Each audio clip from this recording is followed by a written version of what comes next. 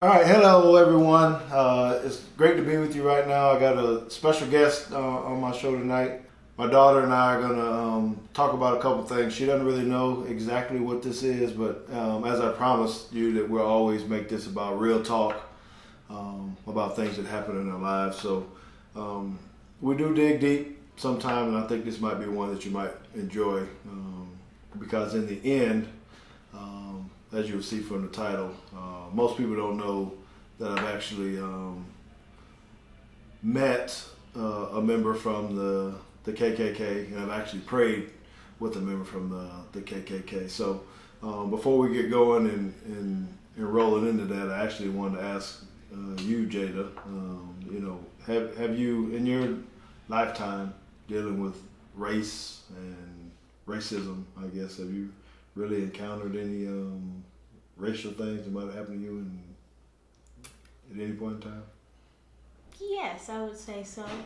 Um, Growing up in the type of area we lived in, there was a lot of Caucasian people, especially at my school, because I went to a private school, Christian school, and I there was only like two other black people in my grade, and so you already kind of feel left out when you're young, especially in third grade. And it wasn't until I moved to Alabama and we moved out into Twin Gates, as that was the first time I was in I'm saying predominantly black, it's pretty much all black yeah, neighborhood. So that was when it all started to where I could actually see it, because I didn't think about it at all until I guess that was ninth grade.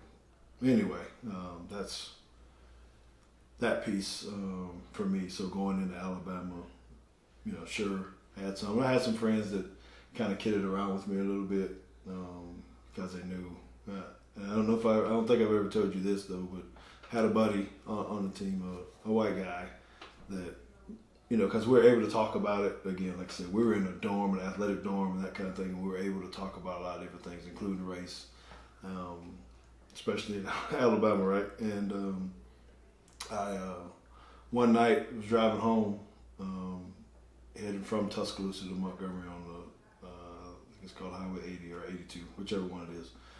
Two-lane road going back and forth in between. It was real late at night, and I was driving by myself in my car, and one of the buddies, it was just like a movie.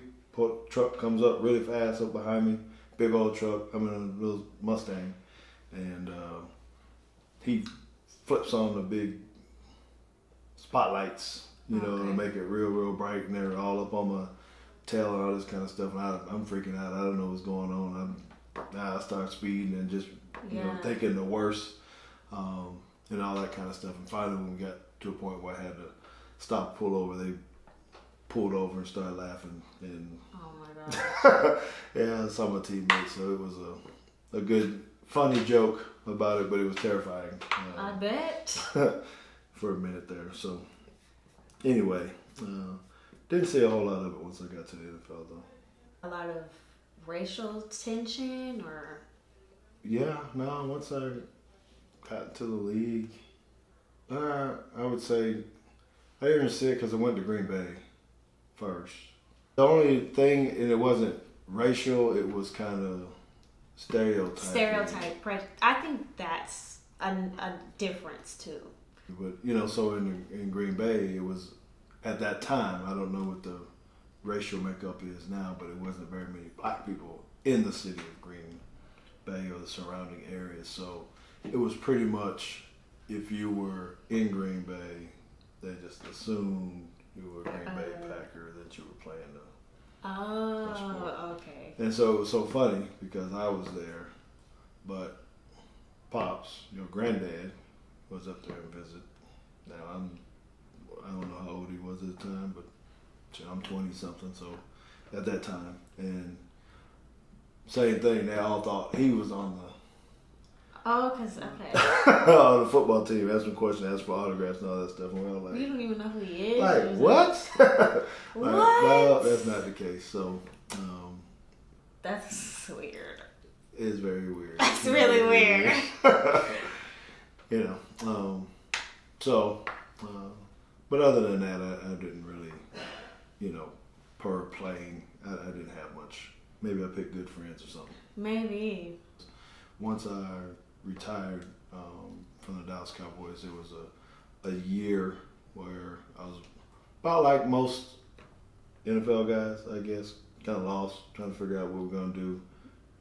Right. Going to coach, going to go be a broadcaster, just going to stay retired and do nothing. I kind of wanted to have a retired life for a minute, but only so much golf you can play, only so much you can drink in a day, that kind of thing, and it really wasn't for me. And plus, we had some difficulties in the transition. So, an interesting stat for everybody, and I don't even know if you knew this, that per NFL players, 85% of the guys who retire within 1 year, they're broke, divorced, dead, something of that nature. It's all pretty dark. So when you retire at 30, you kind of have to figure out, okay, how's this going to turn out? So I was kind of in a nervous wreck, and we had made some bad business decisions and things, Consuelo and I. And so we really had to figure out, okay, retiring at 30, what's going to be next. When I retired, I actually had multiple fields that I was trying to work in, I guess. So I was selling fractions for motor coaches. I don't know if you know what that is or not. Yeah, and I actually even sold some cars, did some things, and that's yes. So here's the catcher, though. We were living here in Dallas, and I was going to Tuscaloosa to sell cars. So can we talk about why you went so far? Going into this part about how I actually ended up meeting with or talking to someone from the KKK. Yeah, let's get into that. How did that even happen? Okay, yeah. So I think that this really rolls into it, and I need you to know this is not a totally. I'm not going to make this a complete spiritual thing, but it does have something to do with it for me, in the sense because when we first started out in the league, I wasn't having the most spiritual walk that I know I would have as a youngster, so I kind of shied away from that, and I think that I was being pulled back because after I got done playing, I had a window there where I was really trying to search and find, right? And me and Mom were very heavily in the church. Then I felt like I was being called to do something different or told to do something different. And that's when some people would freak out. They're like, here goes this Bible stuff and all this kind of stuff. But that's really where I was at that time, and where I was being directed to go to Alabama. And I was staying with a friend, I won't call his name or whatnot, but he was someone that's kind of helped me through this transition time. He's like, hey, you can come be a marketing guy for me. Don't really have to sell cars, but, be there for me, help me grow my business even a little bit more. And while you're going through this transition, you can kind of commute back and forth to Alabama. So, with that, was this like you went every weekend or you? Yeah, I was there pretty much for a week at a time or something like that. Go there, come back, and it was, it was tough. Consuelo and I. So that's a far drive. That's like how long of a drive? You drove. I did drive to Tuscaloosa every time. It's 8.5 hours or something like that from here. But it was kind of a strain, and it's very weird when you look at it, and you can imagine what Consuelo was saying to me, man, why are you going back to Tuscaloosa every week? What's going on? Who you seeing? This kind of stuff. And really, and I didn't have an answer other than, man, I feel like I was supposed to be here. This is what I need to do, this thing. So it was really, very, very weird. But after when it wasn't that long that I was there, I would probably say I'd made the trip, back and forth a few times. And then the guy I was staying with one day didn't come to work. He was the owner of the company, and everybody knew how close we were. And people started asking me, hey, what's, What's going on? where's the owner? Where is he at? And I really didn't know. So it was really strange. I was trying to call him, couldn't get on the phone, and it was just kind of awkward. It's one of those things you're like, man, what, is somebody missing? That kind of thing. Well, eventually, late in the day, he did call me, and he said, hey, I'm in Birmingham with my dad. He's very, very sick, very ill. So, I can't be at work. So I went home, didn't think anything about it till the next day when I did see him. He said, hey, my dad's on his deathbed, and he's probably gonna go pretty quick here. And that's when it came back to, okay, well, why am I here? What am I doing? This stuff. And I actually called the pastor and said, hey, I got a friend whose dad's about to die, and I want to go pray with them. But I've never had to, when you pray, it's just about other things, not death, not at that time for me. And I said, what am I supposed to do, or what am I supposed to say? So I asked him if you want me to come up and, be with you, pray for Pops and that kind of stuff. And he said, sure, why don't you come on up? So went to Birmingham, went up to the hospital, prayed, and, that was kind of it. Went back to work the next day. Then my buddy called me again the next day and said, hey, my dad wants you to come back. He says you get laid down a mean prayer. Why don't you come back? Why don't you pray with him again? And I was like, all right. So did that again. I just felt honored from a Christian standpoint that I was able to go up and be able to help. And then right after that, they was like, well, you might as well go ahead and take your dad home because he's going to die. It's that point where there's nothing we can do. He's going to pass away. So they took him home, and I still kind of went back to the job again while he was doing that. And he said, hey, we're having a big gathering at the house. Won't you come to the house and, be with us and be with the family and pray with us again. And now this is where it gets kind of weird, I guess, and awkward to me, because you can kind of tell when sometimes you don't really belong somewhere or something. And it's at the house. It was just a family gathering. And it's all white people, out in the country of Alabama, sticks, places we sometimes don't want to drive out to. Right. And I'm out there, and it just, when I walked into the house, everybody was just kind of looking at me like, and I had no clue. It was just oblivious. Like, I'm like, why are everybody staring at me? This kind of thing. And so, anyway, ate. They had a little sitting area. I sat down and I prayed again with everybody this time. Then after I left, the next day he actually passed away. And so at that point I was talking, so hey, I know I'm here. I was here to be able to pray and do this thing, whatever. I'm not going back to work. It was kind of done. Came back to Dallas, and then guy called me a couple days afterwards to say, hey man, I just want to say appreciate you. Thank you for all that you did for me and my family and normal kind of stuff. And he said, but I do want you to know something. He said it was pretty amazing to me that one, that you cared enough to be there for me at this hard time. He said, but you don't really know what this meant to my family. And I was like, well, what are you talking about? That's what I would do, Bob.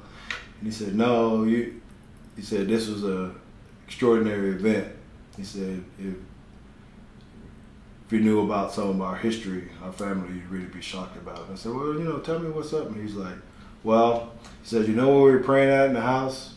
And I said, yeah. He said, you remember that little closet back that was behind the table, whatever? I said, yeah. He said, well, in that closet there were robes and KKK stuff in there. He said, because my dad was a member of the Ku Klux Klan. And of course I went silent, and I was like, what? And he said, yeah, so it was a pretty big moment for our family that, he asked you to come back multiple times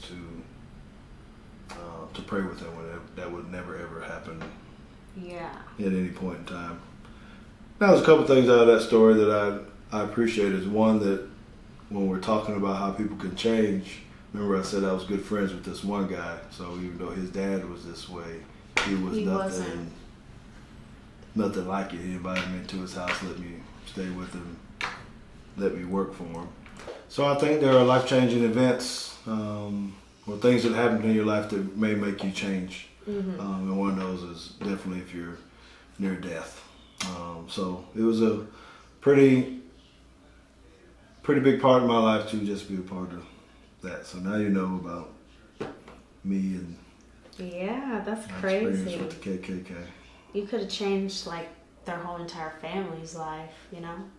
Like maybe now I don't know if they were still like that before you even came, but you never know. The whole family could have been like, wow. That's right. And changed their whole view on everything they ever like stood for. Well, I'll say, I want to wrap it up with, I hope that, if there's anything I take from this, it's not because I did something like that. It's really that I think that individuals can have an impact on people's lives just by what we say, how we act, how we treat people, and people will welcome you into their home. So it's my aspiration as a coach, as a father, or whatever, be able to instill that in my kids and in others, that, man, we just got to be able to treat people the right way, and we can be used, we can be put in positions to where we can have an influence on someone and maybe be a bright light to them. So I hope that you will do the same sometime by telling your stories to others as well. So before we go, I do want to say, I know that you're hitting the Instagram world shout out pretty hard. So why don't you tell everybody how they can find you and what you actually do? Since I'm not on Instagram, I don't know what you actually do. So I'm on Instagram. Follow me right here. Jada Anissa. And basically I do health and beauty videos, so skincare and makeup videos and tutorials. And they're really fun, and I choose really good music. They're really quick, so they're under a minute, so you just watch it, you like it, and all right, whatever. If that's your flavor, you can also follow me on Twitter at Teague Football. We just appreciate you guys for tuning in to our this YouTube channel. Make sure you push the button. Subscribe and comment and let us know about any life-changing moments you may have. That's right. We love to hear about it because you may be able to help us with something as well. So it's been another episode of Real Talk with the Teagues, and we'll be putting out something here again pretty soon. Thank you, guys.